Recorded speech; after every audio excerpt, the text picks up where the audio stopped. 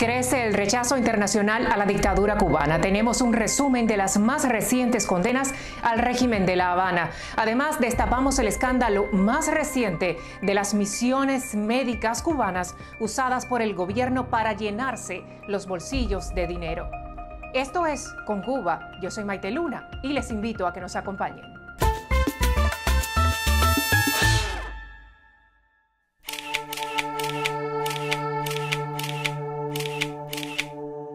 Andrés Manuel López Obrador ha llenado de vergüenza al pueblo mexicano al permitir la presencia del dictador Miguel Díaz-Canel en suelo azteca en el día del grito de independencia. Para el reconocido periodista Fernando del Rincón, esto es una afrenta. Veamos lo que opinó del Rincón.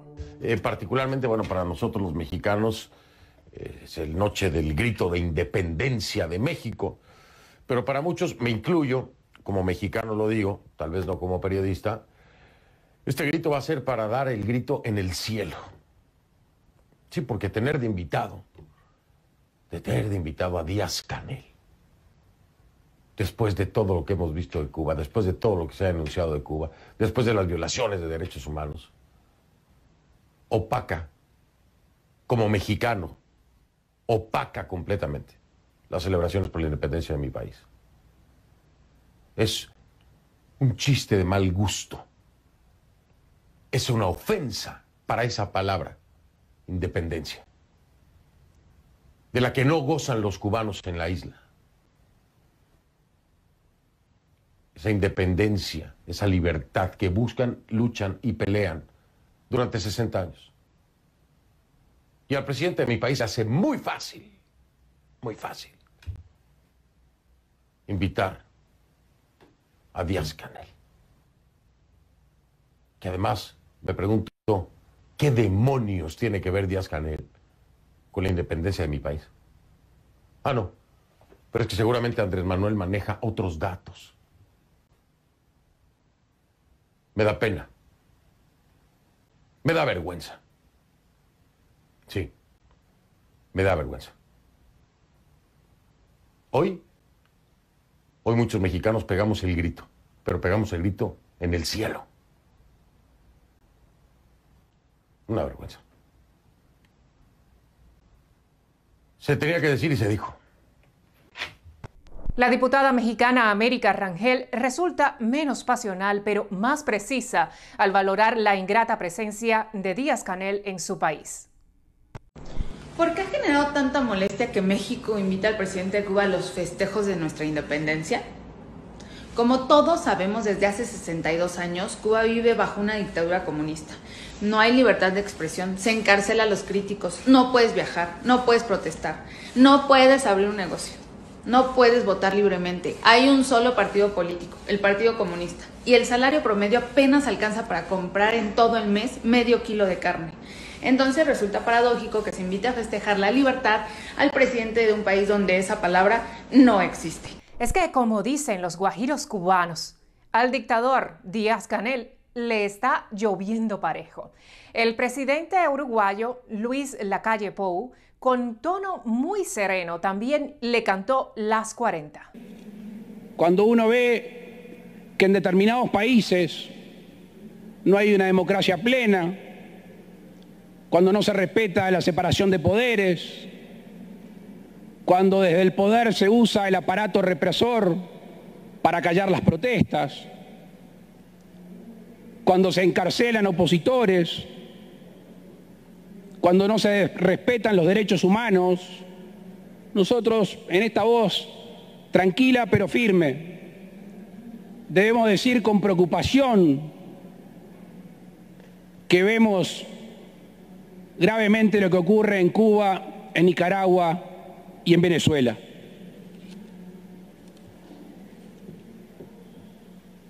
Estos tiempos han demostrado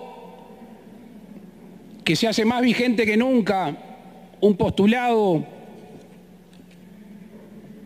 del año 2010 de la CEPAL: brechas por cerrar, caminos por abrir. Vaya si esta pandemia nos habrá enseñado que cuando no se puede acceder a mercados, a educación, a los bienes de primera necesidad y en este caso a la salud, no hay libertad posible para todos. Y esa es parte de nuestra presencia hoy aquí. Ocuparnos cada uno de nuestros países, de nuestros compatriotas, pero también apelar a la cada vez más necesaria solidaridad internacional. Resaltar lo bueno y criticar lo malo. El sistema de distribución de vacunas del mecanismo COVAX ha sido deficitario.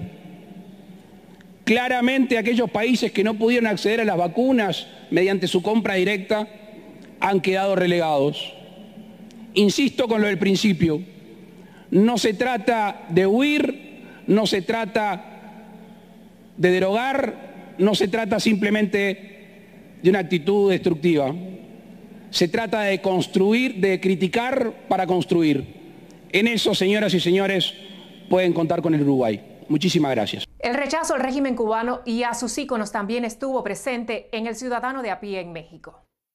Si quitaron la de Colón, ahora van por la del Che y la de Fidel. Y es que vecinos de la colonia tabacalera en la Ciudad de México no quieren ver más por aquí a estos dos personajes por considerarlos opresores del pueblo cubano. Nadie quiere que estén aquí. No, ¿quién va a querer? Olvídenlo, nadie quiere. Sí. En una ocasión los taparon, porque otro poco yo creo que se los llevan a la basura. No, aparte de vergüenza es un deshonor. No, la verdad. Don Roberto tiene toda su vida viviendo en la zona y nos explica cómo, frente a un museo como el Nacional de San Carlos, que representa el arte, la cultura, el conocimiento y la educación, puede rendirse homenaje a estas dos figuras que simbolizan la destrucción, la opresión, el engaño y la manipulación. Me parece una aberración, la verdad, haber traído ese tipo de estatuas aquí a este jardín del arte, habiendo tanto héroe mexicano que se le pueda hacer justicia, y traen estos monigotes. Exigen que las figuras sean retiradas, pues no quieren rendir ningún tipo de homenaje a quienes atentaron contra las libertades, los derechos humanos y sumieron en la miseria a la isla. Es una injusticia y deberían de quitarlo lo más pronto posible de aquí y poner a otros personajes de la historia mexicana que nos han sacado adelante. Siento que no deberían de estar estas esculturas aquí en la Ciudad de México. No simboliza algo naturalmente bueno, ¿no? Sí simboliza un sistema oprimido, tiene un mensaje un poquito turbio ahí. Destruyeron familias, destruyeron quizás muchas cosas en su propio país, pues entonces no es, quiere decir que no es bueno para la gente, ¿no? Ese es un dinero que también no debería de haberse gastado en algo que no vale la pena. Hasta el momento, dicen los vecinos, ninguna autoridad ha escuchado su reclamo para retirar ambas estatuas, por lo que sugieren que ahora que el presidente de Cuba está en México, se las regalen para que se las lleve de regreso a su país. Gerardo Segura, Fuerza Informativa Azteca.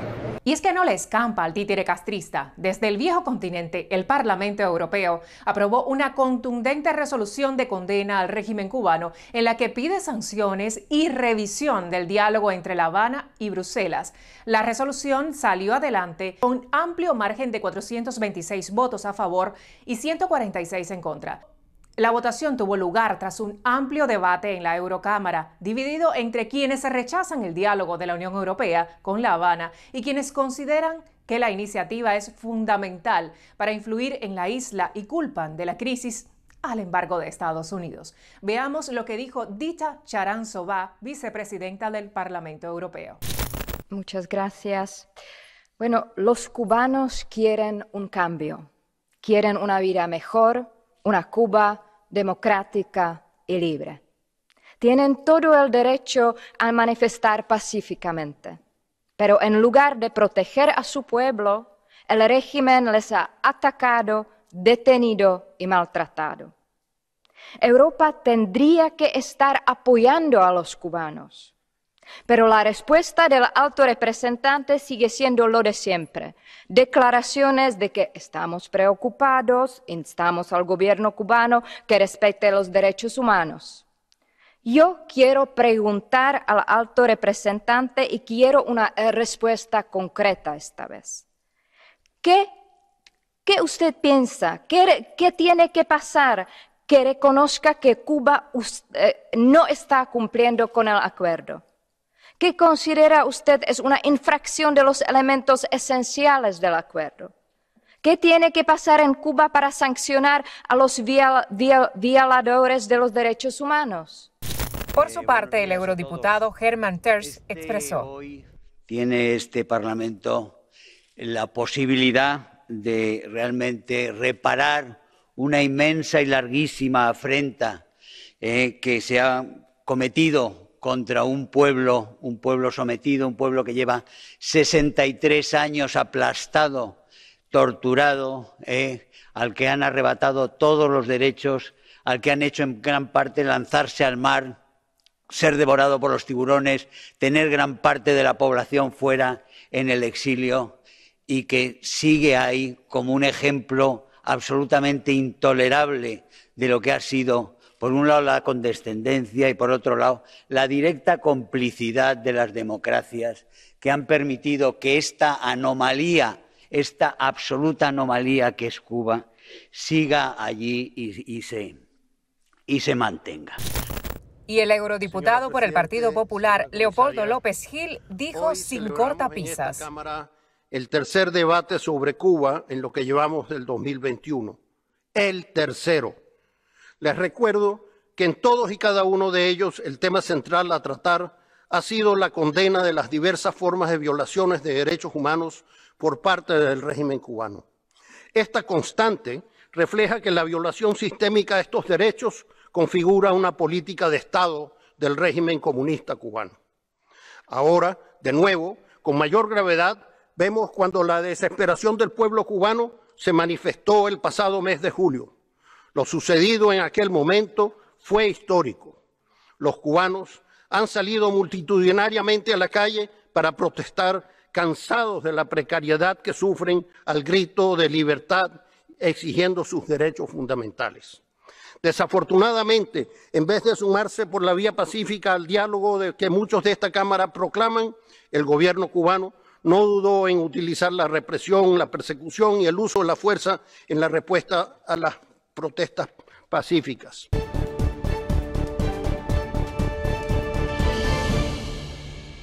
Recuerden suscribirse al canal de la Fundación en YouTube o a su página de Facebook, Noticias de Cuba Hoy. Esta es su manera de colaborar y soñar con una Cuba libre y próspera. Marchemos juntos. Recuerden que no hay hermandad mayor que caminar unidos hacia la libertad.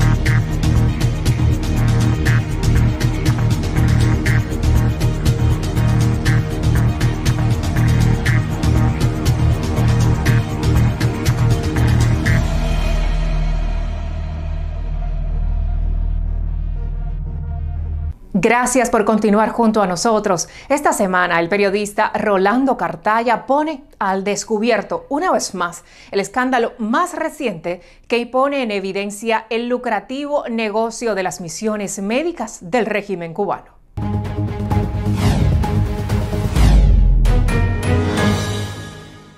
Esta semana se destapó en México el Cubagate. Así le llama el líder de los senadores del opositor Partido Acción Nacional, PAN, a un fraude al presupuesto de salud de su país por casi 256 millones de pesos mexicanos, unos 12 millones y medio de dólares. Un fraude orquestado entre el presidente Andrés Manuel López Obrador, Claudia Sheinbaum, del mismo partido Morena y jefa de gobierno de Ciudad México, y ustedes ya lo conocen, el presidente de Cuba, Miguel Díaz-Canel. El senador Julen Rementería ha hecho la acusación basándose en una investigación de 6 meses. El dinero, dijo Rementería, habría sido transferido al gobierno de Cuba en pago por el envío de 585 médicos que debían haber reforzado el combate contra la pandemia en el DF. Señaló el legislador que el 21 de abril del 2020 el INSABI, Instituto de Salud para el Bienestar de México, transfirió a través de un convenio de colaboración 135.875.081 pesos mexicanos con 52 centavos al gobierno capitalino para ayudarle con la crisis del COVID. Solo 3 días después, el 24 de abril, la Secretaría de Salud de Ciudad de México, SEDESA, y el MINSAP cubano suscribieron 2 convenios. Uno por 103.638.000 pesos mexicanos y el segundo por 135.875.081 pesos mexicanos con 52 centavos. Exactamente la cifra transferida por el INSABI al gobierno de Sheinbaum. Qué casualidad que en el INSABI, el lugar de donde salió el cheque, funge como coordinador de análisis estratégico y evaluación el dentista cubano Joaquín Felipe Molina Leza, autor o coautor de una mediación de la Organización Panamericana de la Salud, a la cual representaba en Brasil, para que los gobiernos de Raúl Castro y Dilma Rousseff pudieran enviar hasta 11.400 profesionales cubanos al programa Más Médicos sin someterse al escrutinio de los poderes legislativo y judicial brasileños. Otro invento de Molina Leza fue contratar para la OPS Brasil durante 6 años a más de 30 presuntos consultores internacionales, todos cubanos, que en realidad actuaban en los estados brasileños como coordinadores de misión, los encargados de vigilar, amenazar y reprimir a los cooperantes de la isla. Volviendo a los convenios firmados con la Ciudad de México, la secretaria de Salud de esa capital, Oliva López, se responsabilizaba con tramitar el permiso para que los galenos cubanos pudieran ejercer en el país. Pero cuando el senador del PAN pidió a las instituciones donde fueron asignados datos como los salarios de los cubanos, copias de sus títulos y acreditación de su profesión en México, ninguna, ni siquiera la Secretaría de Salud, los entregó. Es decir, señaló Rementería, que pusieron a personas extranjeras para atender pacientes de COVID sin corroborar que estuvieran titulados. Ahora dicen que muchos eran especialistas, pero médicos mexicanos afirman que se limitaron a tomar datos y temperatura.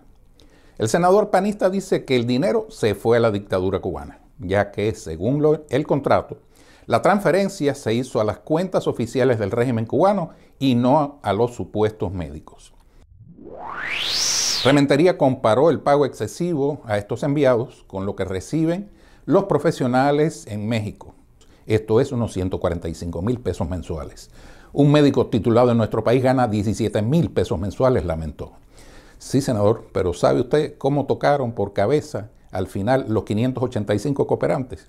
Según una carta sobre el tema que le envió el martes el senador estadounidense Bob Menéndez al secretario de Estado Anthony Blinken, recibieron $220 por mes, equivalentes a 4.400 pesos mexicanos o el 3,03% de los 145.000 pesos al mes.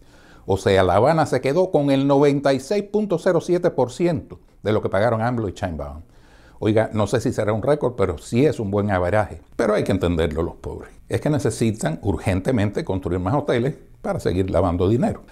Y pagar por los barcos que vienen en camino cargados de escudos, porras, cascos, gas pimienta, pistolas de dardos eléctricos y hasta cañones de agua, que la calle está que arde. Les espero en el próximo Con Cuba, con más noticias de la semana.